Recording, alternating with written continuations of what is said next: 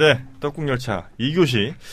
2교시는요, 저희가 요즘에 그 수능이 또 아마도 봤던 것 같아요, 애들이. 수능을 잘 본 것 같은데.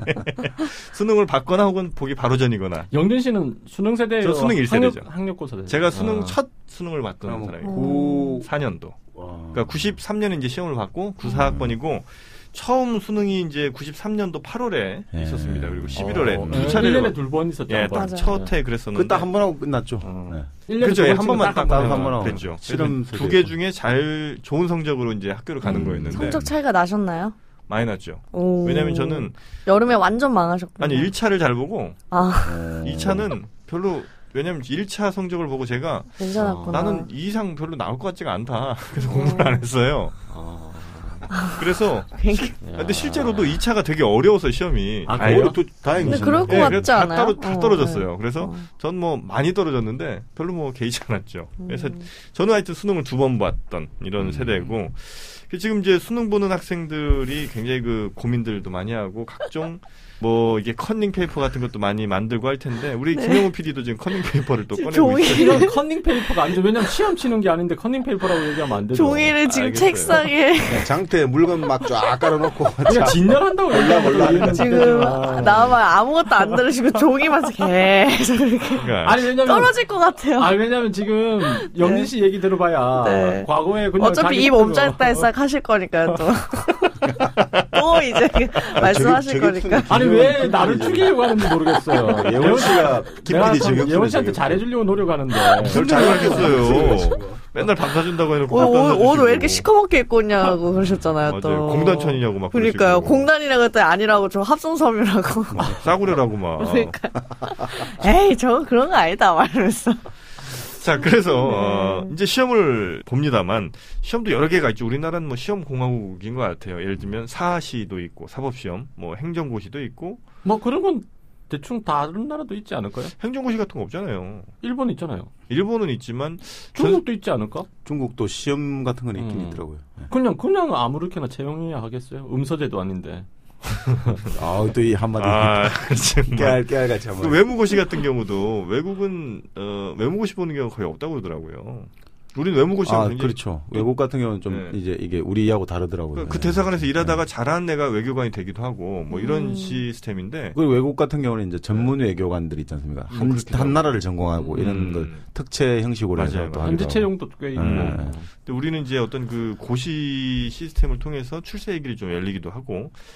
회사 들어갈 때도 공채 시험을 보잖아요. 그렇죠. 참. 이것도 뭐 흔한 경우는 아닐 텐데. 아니죠. 삼성 같은 경우 이번에 SSAT인가 보는데 뭐 몇십 20만 명이 몰렸다고. 근데 일본도 그 시험을 일본을 따라하는 거죠. 일본 이거는 있는데. 그리고 일본 신입사원들 우리나라와 다르게 왜 3월달에 뽑잖아요. 이쪽은. 그래요. 그러니까 연말이 아니고 3월 이렇게 뽑아서 일본의 신입사원 첫 번째 해야 될 일이 뭔지 아세요? 내복 사드리기? 아니요. 벚꽃놀이 가서 좋은 자리 잡게. 그 좋은 자리 맡아두는 게. 벚꽃놀이요? 아니, 일본은 벚꽃놀이를 하잖아요. 꼭 좋은 자리를 잡아야 되는 거예요, 이게. 그러니까 상사의 좋은 자리? 아니, 회사 조직. 그 야유회를 가는 거예요, 이렇게. 부서가. 우리 이제 뭐 있잖아. 통무과 야유회. 가는데 제일 좋은 자리를 잡아야 되는 거예요. 그게 뭐 예약 시스템인가, 그게? 아니죠. 뭐 야외니까 그냥 가서 자리 펴고 있어야죠. 무조건. 일본은 돗자리 피우면 되는. 우리보다 진짜 질서 의식은 확실한 게 제가 한번 가서 봤거든요. 딱 이렇게 왜 자리를 이렇게 딱 놔놔요. 그리고 그냥 가요. 찜해 놓는다. 찜해 놓는. 근데 다른 사람 안 건드려요. 당일 아침에. 그러니까 당일 아침일 수도 있고 그 전날에도 가는 사람도 있고 이래요, 진짜. 그거 갖고 뭐라고 안 해요? 아무도 안 해요. 그리고 자리 놓으면 우리나라 사람 같으면 아무도 없네 이러면 딱 돌리고 자기가 또 그러면 그렇지. 그 찌그러졌냐 이러고 이게 절대 안 그러더라고. 자리 딱 한번 이렇게 맡아두니까 그 옆에 막 자리 놓아두고 막 이러지. 그 자리를 다시 뺐어요. 나와바리 의식이 강한 거예요. 봉건제 사회가 돼가지고 자기 나와바리가 아니다. 나는 질서 의식을 얘기했는데 저쪽은 나와바리 의식을 해가지고. 여튼 그 신입사원들이 그런 일을 이제 하게 되고. 이때 시험을 어떤 뭐 단계를 이렇게 거치는데 중요한 과정처럼 이렇게 우리나라 많이 이제 여기게 되는데 그 시험이 꽤 역사가 또 오래되지 않았습니까? 그죠? 그렇죠. 예. 지금으로 따지면 뭐 사법 시험이나 행정고시에 더 가까울 것 같기도 한데. 아니 이제 대입학력고사니까 이게 바로 이제 물론 우리 사회에서는 학벌이 바로 직업하고 연결되니까 뭐 사실상 이제 예전치면 과거 역할을 한다 이런 사람도 있지만. 이제 과거는 일단 기본적으로 과거도 단계가 있지 않습니까? 초시가 있고 여러 가지 최종까지는 한 3단계가 있고 하니까 대과 뭐 이런 거 있잖아요. 예, 그렇죠. 초시, 복시, 전시 이렇게 3과를 그렇죠. 그러니까 뭐 그렇게 생각하면 뭐 어떻든 이것도 크게 보면 다 같이 봐야겠죠. 그 우리 예원 씨가 또 큰 시험 준비하고 있잖아요. 행정고시요? 아니죠.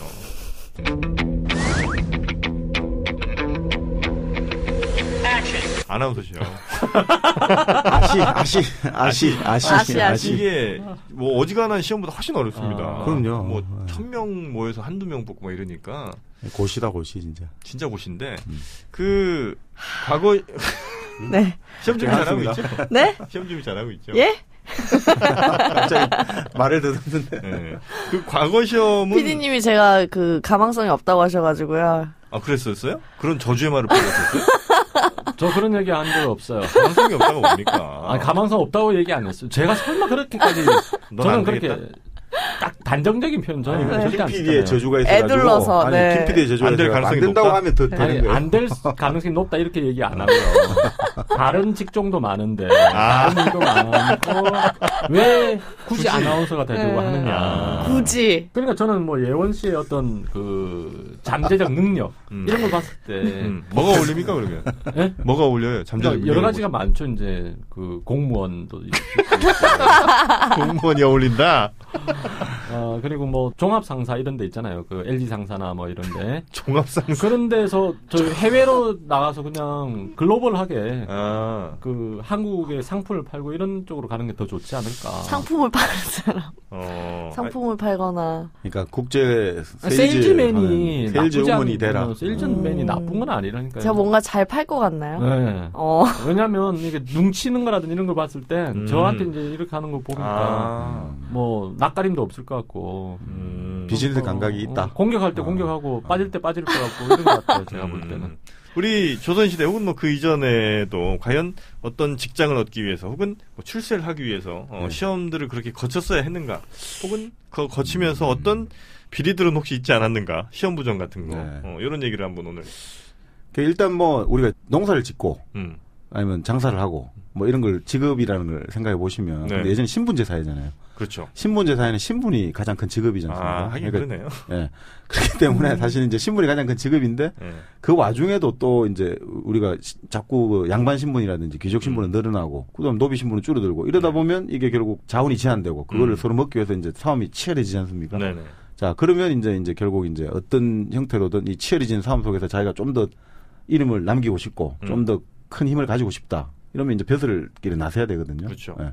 자, 그럴 때 벼슬길에 나서야 되는데 지금 우리가 시험을 생각하는데 이 과거 제도가 본격화된 거는 중국 송나라 때거든요. 중국 송나라. 송나라 때는 그리고 지금 따지면 우리 고려 때 이런 식이면 그러면 그게 이제 지금부터 해봤자 1000년 전이지 않습니까? 그럼 1000년 이전에는 어떤 식의 제도가 있었냐? 신라 시대 때 뭐 이럴 때. 신라 뭐 저 중국의 공자 맹자 시대, 전국 시대 이럴 때는 그러면 그때는 뭐냐? 크게 이제 이렇게 보시면 되죠. 벼슬길을 나간다 아니면 사회적인 어떤 우리가 여기서 말하는 어떤 관리가 되고 싶다. 이 길은 첫 번째 유력자한테 찾아가야 되는 거예요. 왕한테 찾아가든지 귀족을 찾아가서 내가 이러이러한 머리를 가지고 있다. 내가 니한테 그러니까 우리 공자 맹자가 전국을 떠돌아다니면서 임금들 앞에 가서 자기 포부를 막 말해주잖아요. 계획을. 그래서 내를 등용하면 당신이 천하에 이제 패권을 지게 하겠다라든지 천하에 자기 소개를 잘 하는 거예요. 그렇죠. 바로 거기서 자기를 사주면 자기가 이제 등용이 재상이 되는 거고 안 사면 끝이 되는 거예요.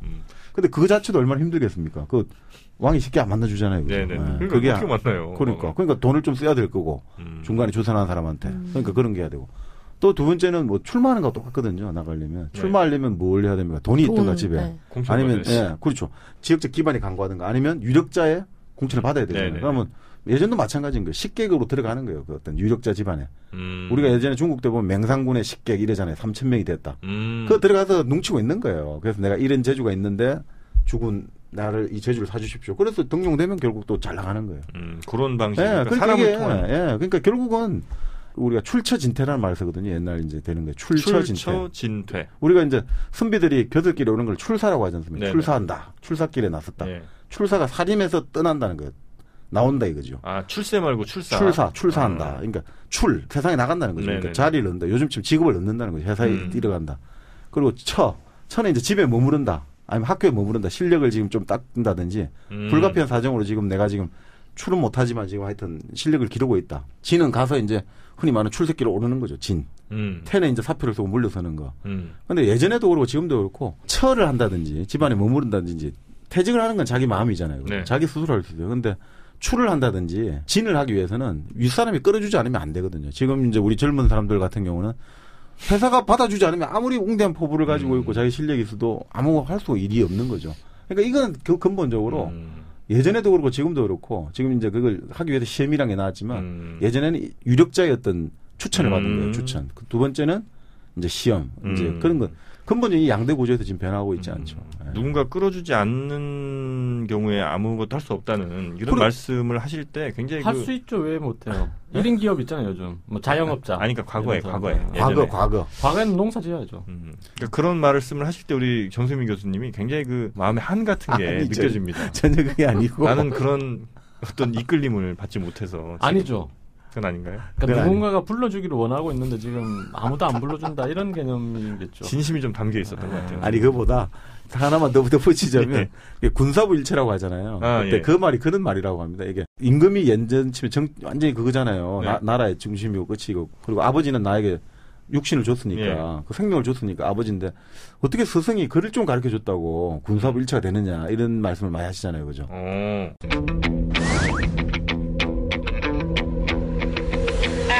근데 그때 스승이라는 게 그를 가르쳐 준 사람이 아니라고 해요. 그때 스승의 의미는 나에게 벼슬길을 준 사람. 그래요? 그게 바로 사라는 거죠. 사라는 것은 나에게 벼슬길을 줘가지고 내 뜻을 나의 세상을 열어준 사람. 그렇죠. 내 입지를 만들어줬기 때문에 바로 이거는 나에게 흔히 말하는 정책 생명을 준 거란 말이죠. 그래서 아버지가 같다는 거예요. 그래서 아버지는 나에게 육체의 생명을 줬지만 사는 나에게 사회적 생명, 정책 생명을 줬기 때문에 그 사람은 그러니까 특수관계가 되는 거예요. 근데 요즘 배신 많이 해요. 그런 사람들. 요즘은 대안이 많으니까. 김무성 대표 같은 경우는 이제 김영삼 YS가 이제 어떤 그 정책 스승인 거죠. 그렇죠. 뭐 이런 식으로. 그렇죠. 그래도 자기 이제 대부를 정책 스승이라고 부르지 않습니까? 그 군사부 일체는 다 나오는 거예요. 사실은 뭐 박근혜도 끌어준 사람인데 배신했잖아요. 박근혜를 누가 끌어줘요? 아니 박근혜가 김무성을 끌어줬잖아요. 그렇게 볼 수 있나요? 왜냐면 친박계 자장도 시켜주고 물론 돈은 있었지만 그게 쉽나요 그게? 아니 근데 이미 저 김무성 대표는 뭐 박근혜 출연 이전부터 뭐 정치를 이미 시작을 했기 때문에 그렇게 이제 지도적 위치로 올려주기는 쉽지 않죠. 아니, 집안 자체가 원래 로얄 패밀리잖아요. 그렇죠. 김무성 대표는. 김용주 회장. 그렇죠. 아버지가 이제 경방. 좀 약한 것 같아요 우리 저 박근혜에 대한 이 배신은.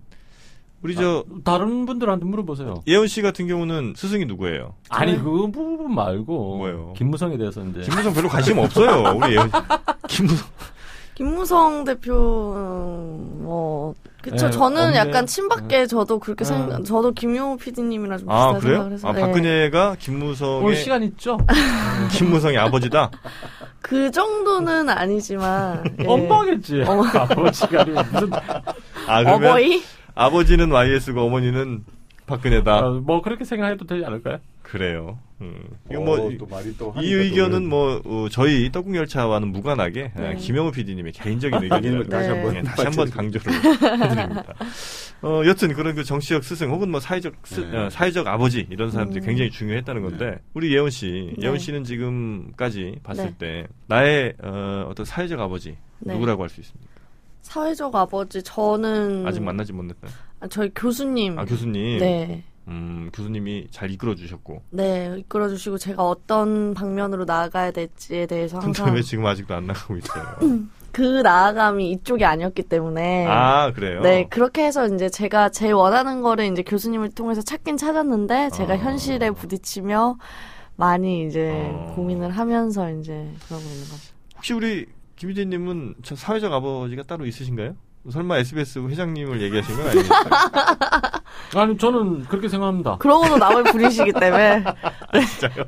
왜냐면 일용할 양식도 주시고 나름대로 뭐 사회적 지위도 주시고 이랬으니까 그래요? 아버지라고 봐야죠. 윤 회장님 감사드립니다. 정말 아이고 비루합니다. 진심이 담겨 있잖아요. 진심이. 제가 왜 비루하다고 말씀드리냐면요. 저는요. 네? 우리 김 PD님을 사회적 아버지라고 생각하고 있어요. 그러니까 할아버지라고 하면 되잖아요. 그런 위대한 분이. 아니 나도 아버지가 필요하고 당신도 아버지가 필요한 거니까 이제 그러면 할아버지라고 하면 되겠네. 윤 회장님을. 그분 괜찮으신가요? 그럼요. 아직 직접 뵌 적이 고매한 인격을 가지고 계시죠. 아, 그래요? 네, 직접 만나뵌 적이 있으세요? 당연히 그 사령장 받고 이럴 때 회장님이 오시잖아요. 직접 받으셨구나. 그럼요. 아버지는 직접 보는데 할아버지는 당군 할아버지처럼 저 아늑한. 그러니까 저는 아직 한 번도 뵌 적이 없어서. 네, 뭐 언젠가 볼 거예요. 혹시 그러면 그 윤 회장님이 윤세영 회장님이신가요? 전에? 전에라는 게 무슨 말이에요? 지금 회장님이 윤세영 회장님. 그럼요. 계속 윤세영이죠. 회장님은 그분이시죠. 회장님은 영원한 회장님. 회장님은 한 분이시죠. 왕 회장님. 그렇죠. 혹시 뭐 우리 정승미 교수님도 이런 사회적 아버지가 있으신가요? 아니요. 그러니까 아직까지 그러니까 이제 사생하신 거네, 사회적 사생아. 예. 말 좋네. 자, 여튼 처하고 계신 거죠, 그렇죠. 예전에 이제 그 시험이 없을 때, 과거 시험이 없을 때 이제 그렇게 사회적 아버지가 필요했고, 그러다 이제 어떤 시스템이 도입된 거 아닙니까? 그렇죠. 송나라 때 이제 본격화됐죠. 그때부터는 이제 어느 정도 그래도 공정한 룰에 의해서. 그건 이제 하나 이상이고요. 그런가요? 그때도 이제 과거 시험을 주재하는 총 담당관이 있잖아요. 네. 그분 때 이제 걸린 사람들은 일단 그 양반을 중심으로 하나의 파당을 형성해요. 내가 그 사람이 이제 과거 시험 총 담당관 할 때 내가 합격했다. 그러면 이 사람이 정책 아버지가 되는 거예요. 그러니까 한국 교육과정 평가원 한국 중국 다 원장이. 마찬가지로. 예. 그 지역을. 근데 이제 송나라 때 이래 갖고 도저히 안 되겠다 해가지고 임금이 직접 주재를 해요. 송나라 때는. 임금이. 누구한테 줄 서지 말고 내가 직접 주재한다. 직거래 하자 이제. 직접 주재한다는 거는 시험 출제를 낸다는 건가요? 아니 임금이 이제 있는데도 직접 시험 치고 임금이 판정을 하는 거죠. 어떻든 어떻게 직접 또 뭐 하실 말씀이 많으신 것 같은데 뭐 과거에 대해서. 아니 뭐 지금 현재로서는 별 말. 아직은 아닌가요? 아직 타이밍이 아닌가요? 쳐다보셔가지고. 아니 부정 문제 부정 때 알겠습니다. 뭐 좀 기다리고 있어요. 알겠습니다. 시계 보시면서 지금 왕이 직접 이제 주제를 했다 이거죠. 하셨고.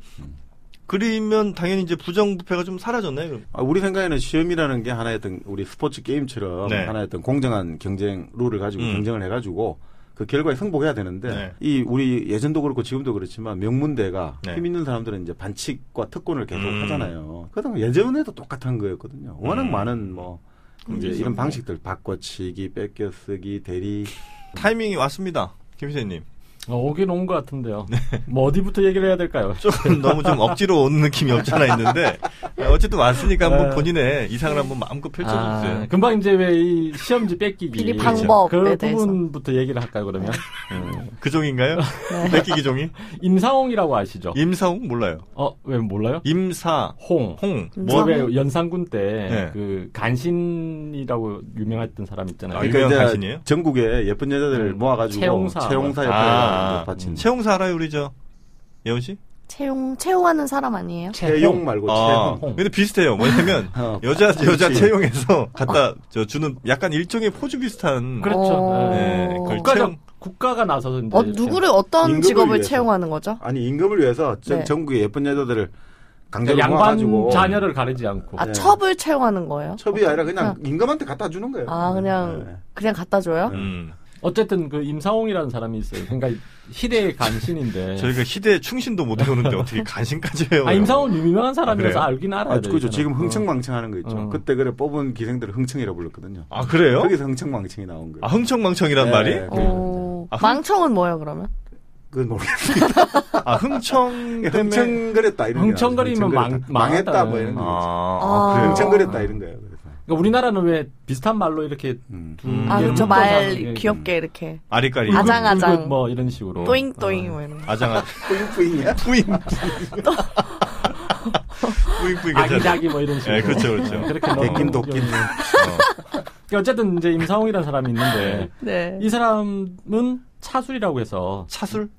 이게 남의 글을 뺏기는 행위를 차술이라고 했대요. 그러니까 임사홍도 차술을 이용해서 문과에 급제했는데 아들인 이미재가 역시 차술로 장원급제를 합니다. 대를 이어서. 그러니까 부자가 아빠한테 배웠네. 남의 글을 뺏겨서 대를 이어 급제를 하는 거예요. 근데 그거가 뿌록 나면 당연히 아니죠. 이때까지는 이제 그게 있는 거죠. 이 사람이 힘이 있으니까. 그러니까 들통은 났는데 나중에 들통이 나는 거예요, 이게. 또 들통 난 들통 어떻게 하겠어요, 그냥. 영체형된 거. 공식화되는 거. 그리고 아버지 있잖아요, 임사홍의 아버지. 설마 3대가?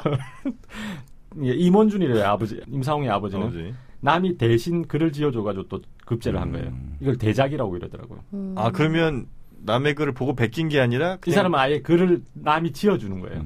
그럼 그 사람이 대리 입시를 한 거죠. 대리 시험을 친 거죠. 그래서 이 사람은 금방 대작이라고 했잖아요. 이 집은 다 무식한가 보네 그러면. 그러겠네요. 무식하죠. 무식한데 머리는 잘 돌아가고 이런 거니까. 잔머리. 근데 이 사람 들켰대요. 그러니까 대작을 들켜가지고 아빠가 그러니까 할아버지가 이미재의 할아버지고 그렇죠. 임상웅이 아버지고 들켜가지고 평생 관리가 못 됐대요. 그 당시에 들킨 건가요, 그분은? 그렇죠. 시험 치다 그 자리에서 들킨 거죠. 진짜 창피하겠다. 뭐 창피한 거 모르는 거죠. 아들도 했고 또 손자까지 했으니까. 그렇게. 그러니까 이제 남이 글을 지어주는 건 안 되는가 보다 이렇게 생각했겠죠.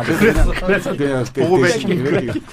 보고 베꼈으면 그럼 그 사람도 당연히 합격을 하고 얘도 합격을 한 건가 그러면? 아니죠. 보면 뺏기더라도 완전히 살짝 바꿔서 뺏기잖아요. 똑같이 뺏기지는 않잖아요. 한 명을 매수해가지고 넣고 야 이거 쓰고 내가 뺏길게 한 명은 그 적당히 하다가 뭐 했겠지. 여튼 뭐 차술과 대작을 통해서 3대가 이제 벼슬 하려고 했는데 한 명은 빼고 1대는 실패했다. 2, 3대는 성공을 했고 1대 실패를 미끄럼 삼아서 2, 3대가 꽃을 피웠네. 그렇잖아. 그러니까 부자인 거예요, 그죠? 이렇게 해도 뭐 살아갈 수 있는 거 보면. 뭐 이런 그 부정행위가 있었고. 옛날에는 혼자 들어가야 되잖아요. 혼자 들어가는데 혼자 못 들어간다. 난 꼭 시중을 받아야 된다. 그래서 시중 들은 사람을 데리고 들어갔대요. 옛날에. 시험 보는 데 있어서요? 네, 조선 전기에도. 그래서 책을 가지고 들어간대. 시중 들은 사람들이.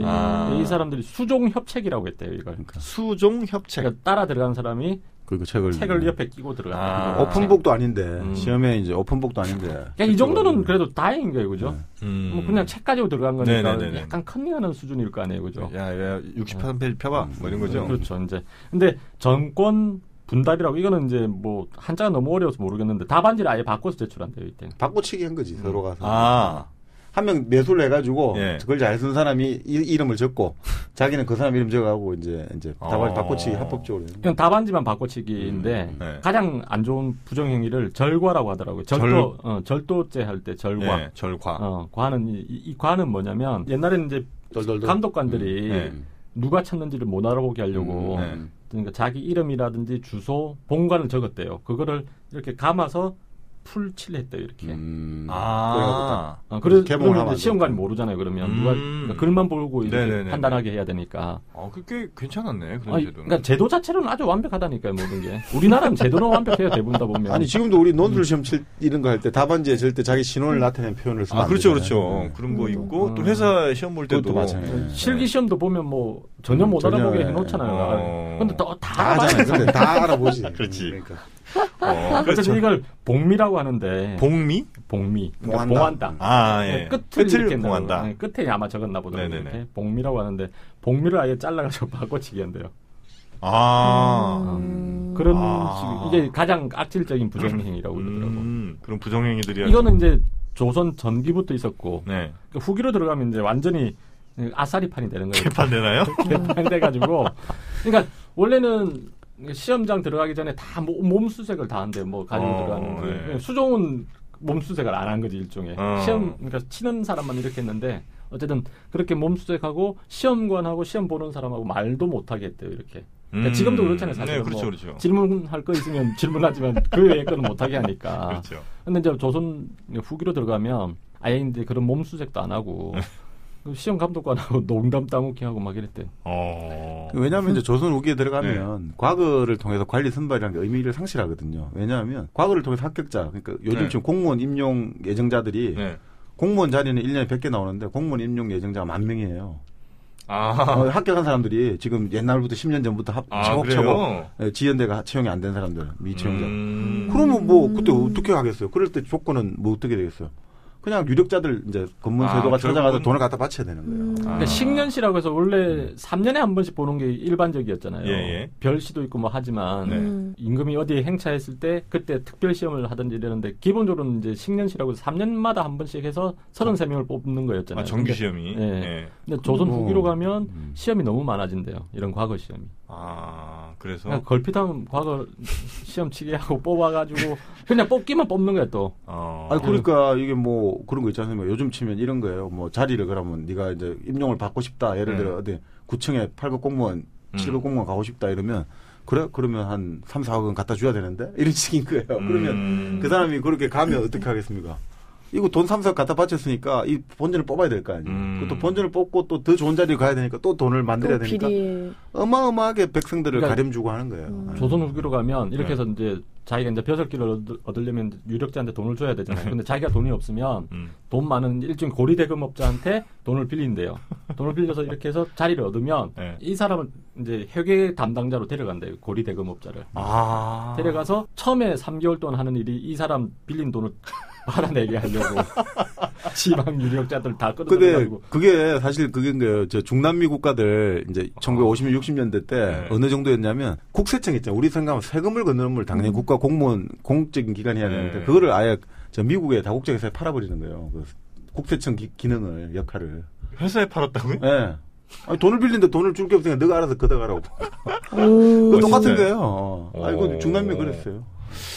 아, 진짜 그게 우리나라에 있었던 일이란 말이죠. 그렇죠. 그리고 이제 일단 그 사람 고리대금업자 돈 다 주면 이제 자기가 또 다른 데로 옮겨가려면 또 돈이 있어야 되니까. 또 그 돈을 모으고. 그러다 보면 임기가 거의 다 되고 다시 떠나야 되고. 그러니까 그러다 보니까 서울 한성판윤이 요즘 지금 서울시장인데 이게 제일 요직이잖아요. 지금도 가장 큰 자리지만 일꾼이 많이 나올 거 아닙니까. 그러니까 군무세가 입장에서는 해전을 빨리 돌려야 되잖아요. 그래야지 돈이 더 많이 나올 거 아니에요. 오래 임기 주면 안 되잖아요. 그렇죠. 그래서 어떤 사람은 한성판윤 하루만 한 사람도 있고 2년 동안에 2년 동안에 17명을 임명해요. 2년 동안에. 그러니까 이게 뭐 제대로 행정이 될 수가 없는 엉망진창이 되는 거예요. 그러니까 이게 뭐 행정을 하기 위해서 사람을 뽑는 게 아니라 돈 뽑기 위해서. 네, 그러니까 조선 후기 기록을 보면 그 당시 이제 흔히 말하는 우리 세도 정치의 폐해가 나오는데 이 뭐 그래서 그 당시 이제 안동 김씨, 장동 김씨 일가들이 그 당시에 19세기 초반에 양주 이런 거 다 먹은 기억 다 나오거든요. 호박빛 술이 나는 서양술을 먹고. 양주를 먹었어요? 그러니까 양주 들어온 기억이 나요. 그러니까 화생을 해야 될 거 아닙니까? 그러니까 청나라 이런 데서 뭐 그런 기록도 나오더라고요. 어디 보니까. 양주라든지 아주 귀한 물건들 있잖아요. 이런. 조선시대 때 씨바스리가를 먹었다는 얘기예요? 뭐 하여튼 양주 호박빛깔 나는 무슨 뭐 해가지고 독한 술이 뭐 저쪽 나오더라고요. 그러니까 생각보다는 옛날에 다른 나라와의 문물 교류가 없을 것 같지만 굉장히 많잖아요. 그러니까 뭐 옛날 가야 시대 고분을 이렇게 발굴해봐도 서역에 있던 물품들이 부장돼 있고 이러니까. 아니, 그러면 그 과거라는 게 결국 나중에 점점 의미가 좀 퇴색하고 그렇죠. 뭐 과거에 그 장원급제하면 보통 이렇게 뭐 이렇게 의사화를 이렇게 뭐 머리에 그렇죠. 더듬이 같은 거 꽂고 아니 의사화. 그렇죠. 의사화인가? 하여튼 뭐 말 타고 이렇게 고향 가고 그러잖아요. 그것도 그럼 거의 뭐 별로 사라지는 건가요? 그러니까 예를 들어 저기 매천황현 있지 않습니까? 1910년 이제 경술국치 때 자결했던 매천황현 선생 같은 경우도 과거에 장급제를 했는데 장급제를 했는데 이제 아까 말했듯이 급제를 했다가 다시 이동으로 이제 완전히 이게 과거 왜곡을 시켜갖고 이래가 벼슬 다 못하게 되는 거예요 결국 장급제를 해도 장급제자한테는 조선 끝날 때까지는 그런 식으로 축하년을 해주는데. 아니 그 기본적으로 뭘 안 줘요? 직위를? 장원급제하면 그 수상급제. 그러니까 아까 말했지만 아니 그 임용을 받아야 되잖아. 합격은 해야 돼. 임용 못 아까 말했지만 이제 이게 조선 후기 초기까지는 그게 이제 아직까지 자리가 있으니까 사람들에게 줄 수 있겠지만 나중에 가면 자리가 없잖아요. 그러니까 지금도 왜 그렇잖아. 공무원 임용 시험에 합격했으면 우리는 다들 합격했으니 이제 되겠지 하는데 원칙적으로는 공무원 임용 시험에 합격하고 나서 1년 이내 보직 못 받으면 그 임용이 무효돼 버려요. 아, 그래요? 네. 보직을 못 받으면 그런 실제 경우도 있나요? 경우도, 그러니까, 근데 물론 그러다 보면 사람들이 난리 나니까 그 방법이 있죠. 요걸 이제 느리는 방법이 있고 하긴 해준대요. 어떻게 해서든지. 그럼 왜냐면 그건 이제 그럼. 그렇죠. 쿠데타에 날까니 진짜. 어려운 시험을 합격했는데. 그러니까 일종의 매청이나 뭐 만들어낸데 이렇게 하다 보면 연구기관을 만들어낸다는 아니, 파견 근무를 보내는 거죠. 그런 식으로. 보내는 거예요. 그러면 그거는 이제 자기 일눈에는 안 들어가죠. 그러다가 그 정부 후반기로 가면 뭐 공무원이 해야 될 일이 많아진대요. 이상하게. 위원회가 또 계속 많아져요. 처음엔 다 위원회 줄이다가. 그러면서 신규 임용자라든지 이런 사람 대기해 있던 사람들 다시 넣는 거예요. 그러니까 IMF 때 우리가 97년 IMF가 왔을 때 이제 제 아는 이제 후배 같은 경우도 그 당시 이제 공무원 시험 합격을 했는데 보직이 1년 받는데 1년 정도 대기를 했다고. 그러니까 이제 근데 그럴 때 말고는 지금까지 한국 역사에서 그 우리 대한민국 역사에서도 공무원들이 그렇게 뭐 한 적이 거의 없다고 봐요.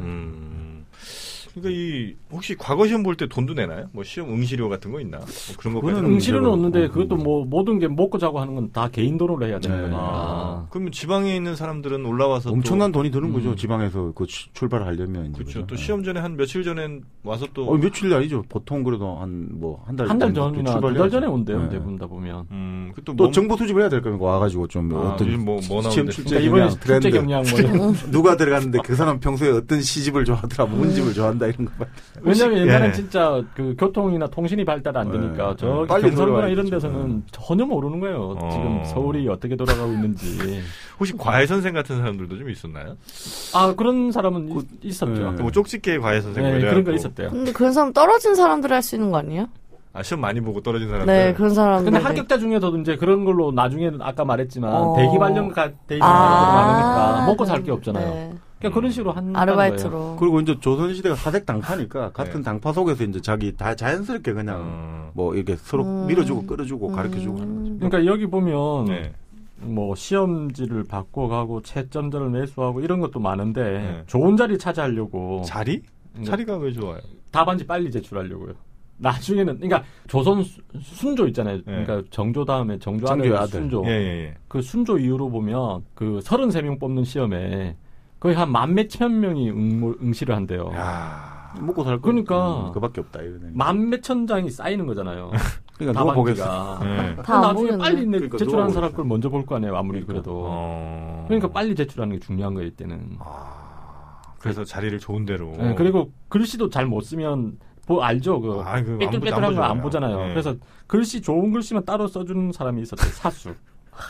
이걸 사수라고 하고. 글 내용은 내가 쓰되 글씨는 따로. 네. 그리고 답안지도 대신 지어주는 일을 하는 사람인데 이걸 거벽. 네, 거벽이라고. 그러니까 그때 이제 답안지가 권이라고 부르잖아요. 이제 권이라고 불렀는데 답지를 냈잖아요. 그 중에서 이제 그러니까 제일 좋다 이럴 때 그거를 딱 제일 위에 놓고 다른 걸 누른다 해서 압권이라는 거예요. 그러니까 지금도 야 이거 압권이다 이런 말 하는 게 거기서 나온 거예요. 답안지 중에 가장 뛰어난 답안지가 이제 다른 답안지 위에 딱 놓아가지고 누르니까 야 압권이다 이런 말. 그렇죠. 그래서 압권이라는 게. 아까 말했지만 그래 좋은 자리를 차지하기 위해서 몸싸움꾼까지 동원시킨다고 그러더라고요. 그래서 선비들이. K1이에요, 그죠? 그래서 나중에 보면, 그러니까 조선 후기 시험장 그림 있어요, 그림이. 보면, 한 명 시험 치는데 한 10명 이렇게 감싸고 있어요. 이렇게. 돈이 얼마나 많이 들어요? 그 좋은 자리를 딱 차지하고, 그런 것도 있고, 대신 적어줄 사람도 있어야 되고. 그럼 결국은 이게 뭐겠어요? 그러니까 완전히 그거잖아요. 돈놀이 하는 사람, 돈 장난치는 거죠. 몸싸움 해주는 사람을 선접군이라고 했다고 그러더라고요. 선접군. 참 별게 다 있었네요. 진짜. 그것도 영화 있지 않습니까? 그 군도 보면 그 군도에 조진웅 나오는 역할이 그거잖아요. 자기 공부 정말 잘했는데 과거 시험마다 안 되고 이게 말이 되냐 이런 거. 그게 이제 조진웅이 그런 희생양인 거죠. 돈도 없고 뭐. 이런 시험 부정 막기 위한 나라의 노력은 없었나요, 그러면? 그러니까 이게 주로 이제 또 소외된 사람들이 이런 걸 많이 내더라고요. 유형원이라고 알죠. 반개수록제. 기억납니다. 들어봤을 거 아니에요. 이 사람은 그래서 과거 시험 폐지하고 청거제도로 가자, 아예. 그리고 뭐 정약용 같은 사람은 과거제 개선하고 청거제하고 섞어서 맞물리자.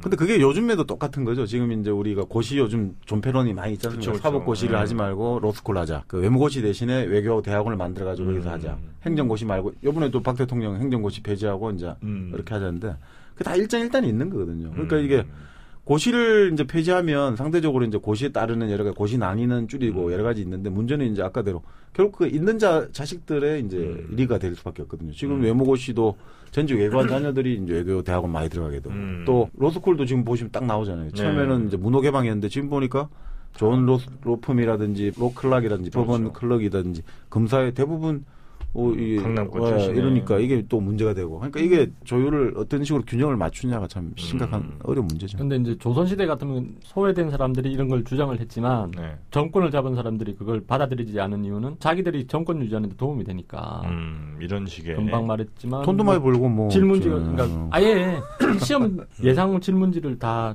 자기 당파 사람들 자제들한테 돌려가지고 시험 미리 쳐보게 하고 그 질문을 냈대요. 그러니까 그렇게 하면 자기 당파 사람들을 합격시킬 수 있으니까. 시험 문제는 뭐 나와요, 근데? 글쎄요. 시험 문제는 제가 본 적 없는데, 예를 들어 그래도 예전에 좋을 때는 책문이라는 책이 있는데, 거기 보면 임금이 이제 아주 당대 현실적인 문제를 막 질문을 해요. 요즘 지금 정책 현안에 대해서 그 이야기를 내놨죠. 요즘 그럼 아까 사드.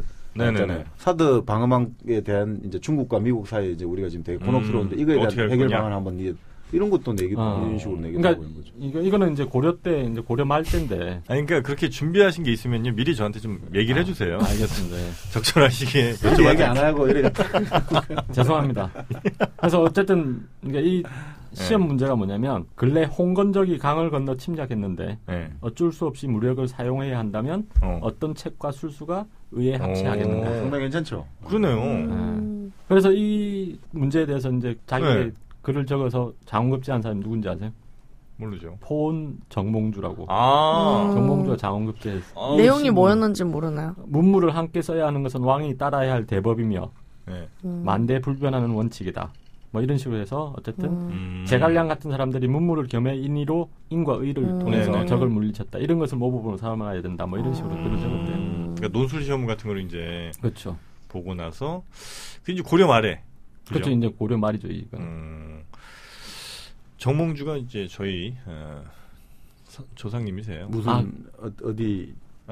저는 이제 연일인데. 연일. 예. 정주영 회장. 그분은 아마 아닌 것 같은데. 아닌가? 연일 정치 아니? 초계정. 모르겠어요. 그분은 잘 모르겠는데. 여튼 저는 연일이고. 정몽주는 아는데 더 유명한. 이게 왜 모르지? 정주영은 잘 모르겠습니다. 여튼 뭐 저희 그 조상님이십니다. 뭐 중간에 물론 그 족보라는 게 이제 굉장히 그 혼탁해졌기 때문에. 충주. 그러니까 정몽주 그분도 그러니까 생김새가 저기 서역 쪽의 생김새. 느낌인가? 예. 청주. 청주.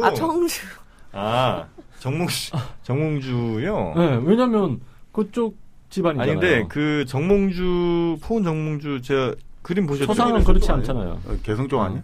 그분, 그러니까 저는 아닌가 봐요. 그러니까 저는 순혈이 아닐 수 있어요. 그러니까 족보상으로는 그분의 맞는데 아마도 그분은 저희랑 직접적인 혈연 관계는 아닐 수도 있겠다는 생각을 저는 합니다. 다 당군의 아들 딸인데 뭐. 그렇죠. 당군의 아들. 리언 씨는 뭐 조상 중에 유명한 사람 누구 있어요? 김할지. 경주 김씨. 네, 경주 김할지. 그 밑으로 좀 이렇게 너무 오래 가지 말고 좀 최근에 없어요? 뭐 최근에요? 뭐 한 조선시대쯤 아니면 뭐 조선시대쯤. 현대. 근데 준비한 거 방해받는 거 굉장히 싫어요. 아니 장원급제한 사람 집안을 보니까 경주 김씨가 그렇게 많지 않대요. 아 그래요? 전주희 씨, 안동건 씨, 안동김 씨, 여흥민 씨, 청주한 씨, 연한희 씨, 남양홍 씨, 명성황후 집안이고 뭐 그다음에 다 아까 말한 세도정치했던 안동김문이고 이러니까. 그래서 그 장원급제를 한 사람 어쨌든 뭐 집안에 그래 가문의 영광 아닙니까, 그죠? 기록에 남는 거죠, 그죠? 뭐 5일 동안 잔치를 베풀어 준대요 나라에서. 5일 동안 하면 뭐 충분히 지칠만 할 것 같은데. 뭐 여러 가지를 하겠죠, 그죠? 밤에도 하고. 그러니까 한 3일째 되면 분명히 뭐 색다른 재미들이 또 오지 않을까. 계속 술을 마실 테니까. 그렇죠. 첫날 뭐 이틀째까지는 그래도 뭐 그동안 고생 노고에 대해서 뭐 얘기도 하고 하겠습니다만 한 3일째 되면 이제 또 생각나는 게 또 있으니까. 그럼요. 회포도 풀어야 되고. 주로 술과 여자 쪽으로 이렇게. 뭐 저는 모르겠어요. 뭐 우리 김영 PD님 생각이 그렇다니까. 아니 뭐 저는 그렇지 않을까. 왜냐하면 그냥 잔치만 벌여서는 안 되거든요. 아니, 잔치 벌이겠어요. 제가 생각에는 그보다는 오히려 이제 유력자 찾아다니면서 인사를 신고식을 해야 되니까. 그러게요. 아니 그건 나중에 같은데 일단 놀아야 되니까. 초기가 얼마 중요한데 잘 모르시구나. 두 분은 친구분이신데 굉장히 좀 다른 삶과 가치관을 스타일과 굉장히 좀 달라요. 왜냐하면 친구가 교수님께서 김 PD님을 안 만나셨다면 더 큰 인물이 되실 수 있었어요. 진짜 굉장히 마음이 아프네요. 자 그러면 이제 어떤 행사를 열어주는지 봅시다. 그러면 자 또 노는 거죠 지금. 일단 합격 증서를 받는데요. 이게 합격 증서. 우리도 봤죠. 뭐 어떤 거 하면 합격 증서 받지 행정고시 같은 거 하면요. 맞죠, 그죠. 당연히 봤죠. 봤죠. 그러니까 경복궁 근정전에서 이제 합격 증서를 주는데 이걸 방방의라고 했대요. 방방의? 방방 뛰다 이런 얘기가. 신났다 이런. 그 다음에 그 문무백관이 다 이제 서 있고 급제자들이 차례로 임금한테 이제 그 감사하다는 절을 올리고 그러면 합격증을 준대요. 홍패 이걸 홍패라고 했고 어사와 주고 그다음에 우산 주고.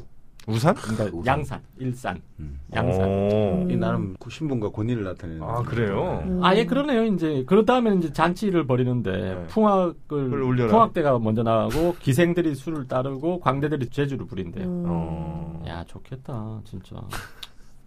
이게 이렇게 해서 네. 궁궐에서 벌여주는 잔치는 끝나고 그 다음에는 집에 돌아가서 장원급제자만을 위한 카프레이드 비슷하게 육아를 진짜요? 거의 5일 정도 하는데 어사화를 꽂고 한양거리를 돌고 그 다음에 지방 출신 같으면 지방으로 간대.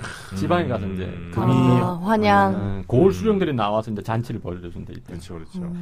그러니까 앞으로 이제 높은 사람 될 거니까 자기 잘 봐달라고 좀 잘.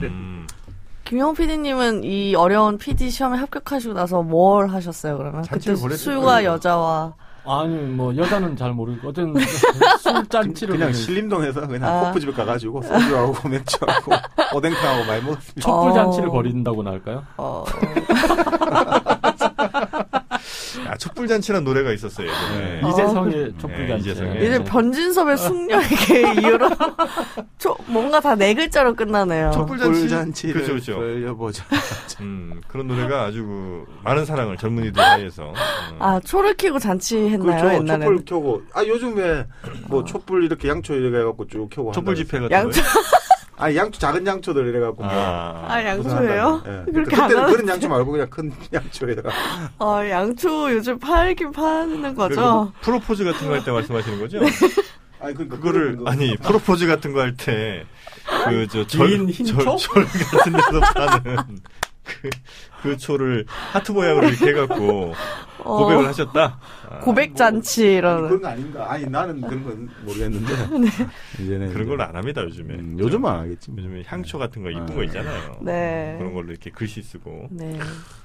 자, 그래서 이제, 율곡이 있잖아요, 우리. 준비하셨죠. 5,000원짜리에 나오는 건가? 예. 5,000원짜리. 율곡이는 장원을 9번 했대요. 진짜요? 아니, 한 번 하면 되는데 왜 9번을 해? 그러니까 아까 시험이 여러 번이라고 했잖아요. 그러니까 일단 초시, 복시, 전시 이렇게 3번 치는데 여기서 장원 3번 연달아 하고 또 다른 시험도 그러니까 여러 번 쳤나 보더라고요, 이 사람은. 그러니까 9번 장원을 했대요. 그러니까 전무후무하다는 건데. 율곡이가. 네. 그래서 율곡이를 일단 일반 사람들이 구도 장원공이라고 했대요. 구도? 그러니까 9번의 장원공. 공은 이제 사람. 공 뭐 할 때 높여가지고. 구도 장원. 그때도 하여튼 굉장히 드문 일이요. 그러니까 처음 있는 일이고. 최초이자 마지막. 왜 전 국회의원 중에 고승덕, 네. 행시 뭐 다. 그러니까 고승덕 씨는 이제 좀 특이한 게 이제 그게 뭐 행시, 외시, 사시 이렇게 물론 그것도 다 힘들긴 하지만 삼시를 한 사람들은 꽤 많은데. 그래요? 예, 중요한 건 이제 한 해 동시에 다 했다는 거죠. 그래서 이제 위대하다기보다 아주 이제 탁월하다 이래 봐. 삼시를 한 번에 동시에 한 해 다 같이. 그래서 이제 쉽지 않죠, 거죠. 그건 좀 쉽지 않거든요. 대단한 사람이네요. 그죠? 대단하네요, 정말. 공부 선수죠. 그렇죠. 근데 지금 왜 그렇게 딸한테 미안하셨을까? 공부를 잘한 거하고 인생을 잘 산 건 또 다른 문제니까. 유르고기는 그러면 뭐 어디까지 올라갔습니까? 병조 판서까지인가 했잖아요. 증상 안 했나요? 율곡이가 하여튼 뭐 엄청난 역할을 했죠. 그러니까 판서까지는 올라갔고 정승을 율곡이는 어떻든 학문과 벼슬 양쪽에서 그냥 다 성공을 거뒀던. 이황은 명성만 있고 벼슬은 그렇게 높진 않았어요. 이황? 태계 이황. 1,000원짜리는? 네. 그분은 벼슬이 별로 안 높았어요. 아니, 이황 선생은 이제 뭐 벼슬 쪽에 별로 이황 선생 일생을 보면 계속 있잖아요. 벼슬을 주면 못하겠다 했다가 몇십 번 동안 사태만 연속이에요. 근데 왔다가 조금 하다가 또 몸이 아파서 못하겠다. 근데 1,000원짜리 왜 들어간 거예요, 그분은? 태계 이황 선생이 동방의 주자잖아요. 성학지묘라든지 그 태계 이황 선생이든 이제 우리 주리론 이런 것들이 학문적인 성과가 그게 이제 예를 들어 가지고 일본 도쿠가와 이에야스 있죠. 그 막부. 그 도쿠가와 이에야스의 막부는 태계 이황의 경사상이 그 사무라이라는 관념을 만드는데 아주 지대한 역할을 했다고 일본 사람들도 인정하죠. 경사상. 공경할 때 그 경사상이. 조선 유학자들이 그 조선을 칭하면서 소중화라고 했잖아요. 그만한 자부심을 가진 거는 태계 이황 그 사람이 이제 그 나름대로 주작을 완성했다고 보는 거죠. 그래요? 뭐 1,000원짜리 들어가실만. 그럼요. 저도 지금도 뭐 국제 주작회가 열리고 있고 매년. 우리나라에서요. 그리고 단종의 아버지 문종 때 수양대군의 형. 수양대군의 형인데 문종 때 초시, 복시, 전시 이걸 3년에 한 번씩 치는 거거든요. 그러니까 그래서 이제 33명을 뽑는 건데 한 해에 다 시험을 쳤대요. 초시, 복시, 전시를. 그래서 이제 1년에 합격자를 배출해 버렸는데 그때 3번 다 이 초시, 복시, 전시를 장원한 사람이 권람이라고 해 있죠. 권람. 권람. 모르겠어, 못 들어봤어요. 그러니까 이 수양대군이 세조가 되는데 지대한 공을 세운 사람들이 몇 명 있는데 그 중에 한 사람이 권남이긴 해요. 정난 공신들. 그러면 그거를 공신이라 해준 거예요? 그러니까 공신 책봉을 하잖아요. 나는 머리를 꾀주머니가 돼줬겠죠. 한 명의처럼. 이 사람은 그 시험에서 3번 다 장원을 했고 3번 다 꼴찌를 한 사람이 있대요. 3번 다 꼴찌를 한 것도 기억이 남아요? 아니 꼴찌에도 합격을 했으니까. 아 꼴찌를 합격한 사람? 그러니까 3번 다 꼴찌를 한 사람인데 김수광이라는 사람인데. 김수광? 네, 아니 별로 유명하진 않은데 김수광은 3번 다 꼴찌를 해가지고 조소를 받았대요. 뭐 조소 받을까지는 어려운 시험에 합격했는데 다행이지. 그러게요. 아니 그렇게 운이 좋은 기록에 나와 있대. 이게 꼴찌했다고 그죠? 이게 나중에 반려로는 최고봉 오른 사람이 많은데 꼴찌로 합격해도 실제로. 하여튼 이 많은 조사의 이 폐해가 이런 거예요. 이 조사가 너무 많아지면요, 꼭 하지 않아도 될 뭐 이런 얘기까지도 안 할 수가 없거든. 꼭 하셔야 된다 해서 들었더니 그렇죠. 아니 뭐 편집 과정에서 이게 또 많이 반영이 많이 될 거라 생각을 하고. 왜냐면 본인이 편집하시기 때문에. 그 시험 이제 쭉 얘기를 오늘 했고 정수민 교수님 오늘 어떻게 뭐 이 얘기 꼭 해야 된다. 근데 이 얘기를 못했다. 아쉽다. 아니 뭐 또 다음에 또 있습니까? 이야기할 게 또 많이 또 나오겠죠. 네. 뭐 한번 네. 오늘 예원 씨가 너무 좀 조용했어요. 네, 더군다나 또 시험이란 또 대사를 앞두고 있으니까. 그러니까요. 저한테 영업사원 쪽으로 제가 뭐 원하지 않는 그런 쪽의 길을 자꾸 하시고. 김영우 PD님 얘기입니다. 네. 서운했던 하루다. 예, 서운한데 또 이제 본인 하신 말씀만 계속 하시고. 예. 불통의 아이콘이다. 예, 들어보니 별거 없더라. 심지어 컨텐츠도 없더라. 예. 저주의 말만 퍼붓고 소통은 안 되며 컨텐츠도 없는. 근데 본인도 인정하시고, 예. 별로 유명한 사람 아니라고 하시면서 계속 말씀하시고. 예. 권남은 유명한 사람이에요. 뭐 혹시 오늘 자료 굉장히 많이 준비하셨잖아요. 네. 그 중에 뭐 오늘 이것만 꼭 했었어야 되는데. 이것만은 했었어야 되는 데가 아니고 확실히 그 시험이란 게 참 인생을 좌우하는 거잖아요. 네. 그럼 뭐 특히 조선시대 같으면 과거를 통해서 합격하지 않으면 돈 없는 사람은 절대 뭐 벼슬을 할 수 없는 거니까 얼마나 참 치열했을까 그런 생각을 하면서 참 시험이란 게 없는 세상은 없을까 그런 생각을 좀 해봤습니다. 아니 유토피아. 갑자기 저희 팟캐스트에서 뭐 웃음 담당하기로 마음을 바꾸신 건가요? 갑자기 시험 없는 세상을. 행복은 성적순이 아니잖아요. 그렇죠. 행복은 성적순이 아닌데 합격은 해야지. 그러니까. 하여튼 뭐 우리 근데 가끔 그런 말씀도 하시더라고요. 그나마 뭐 실제로 뭐 부정행위가 많았던 어쨌든 간에 그런 과거 시험이란 시스템이 우리나라에 있었던 거는 그래도 서양 같은 데는 다들 그냥 뭐 아름아름으로 진짜 다 천거 뭐 이런 건데 그나마 좀 더 기회가 어쨌든 제도적으로 열렸던 거 아니냐 이제 이런 얘기 하시는 분도 계시긴 한데 맞습니다. 시험이라는 게 한 사람의 인생을 아까 좌우한다고 하셨지만 저는 그렇게 인생을 좌우하는 시스템이 아니었으면 좋겠어요. 그러니까 시험에 떨어져도 또 다른 어떤 기회들이 좀 열리고. 그렇죠. 그러니까 좀 패자부활전의 의미는 아니더라도 이 시험에 떨어지더라도 또 다른 시험도 있을 수 있고 또 시험이 아니더라도 또 다른 방식으로 자기의 꿈과 기회를 좀 제공하는 사회가 좋은 사회가 팟캐스트가 있잖아요. 그래서 저기 불금쇼 같이 뭐 여러 다른 데서는 실패했지만 불금쇼로 제기에 다시 성공하시는. 네. 그 회당 다운로드가 이제 거의 뭐 100만 건에 육박하고 와, 진짜 대단하네요. 100만 넘어가면 무조건 하나의 사연상 되는 거예요, 그죠? 일종의. 그래서 제 입으로 뭐 말씀드리기는 좀 뭐 부끄럽습니다만. 근데 다 하잖아요. 항상. 제가 안 하면 누가 안 해주더라고요. 이제 불금쇼가 하나의 그 현상이 되고 있다. 문화 대통령이시다, 본인께서. 문화 대통령도 이제 멀지 않았다. 그래서 서태지의 그 뒤를 제가 항상 말씀드리지만 끝이 길어요. 진짜 조금 아까 얘기까지만 하고 딱 끝냈으면 좋았는데 그죠? 이 시험이 꼭 우리 인생을 좌지우지하지 않는 이런 사회를 우리가 한번 떡국 열차를 통해서 만들어봤으면 좋겠습니다. 다들 함께 해주실 거죠? 그럼요. 네, 파이팅. 자, 오늘 저희가 준비한 떡국 열차 오늘은 여기까지고요. 다음 시간에 다시 찾아뵙도록 하겠습니다. 청취해주신 여러분 대단히 고맙습니다. 감사합니다. 수고하셨습니다.